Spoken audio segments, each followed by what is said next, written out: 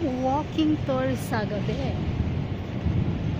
Eto, ganito ka-peaceful ang Abu Dhabi. Kahit saan ka naglalakad, walang mangyayari sa iyong masama.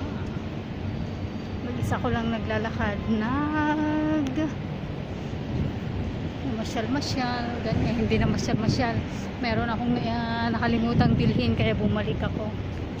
Hindi ako na masyal-masyal. Mistake. I want to detract. Hindi ako na masyal-masyal. Ito ang ako magdumaan sa may fish market. Diyan sa area ng school.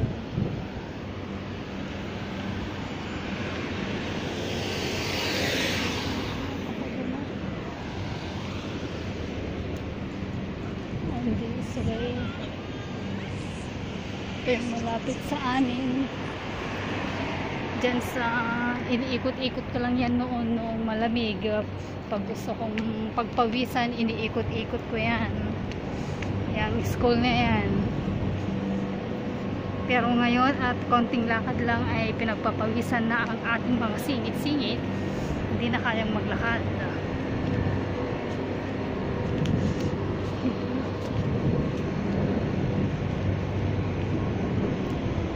Straight cut. Lalaki ang puso.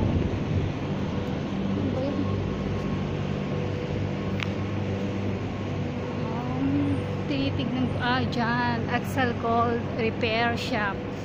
Tinitignan ko kung saan pwedeng ipa-repair yung mga binigay nila sa aking kayamanan nila. Dyan ko ipapa-repair ang kanilang mga gold. Dyan, Axel Gold Repair Shop. Ang bahay namin nandun sa kulay blue.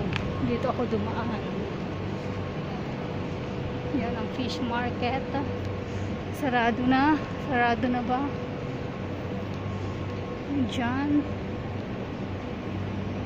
Yan ang bahay namin. Kulay blue na building. Yan. Kung saan ako lumulusot. So I can give you a tour around our vicinity. Yan ang aming bahay. Yan ang aming building, kulay blue. Doon sa perspective. Okay. This is enough for today.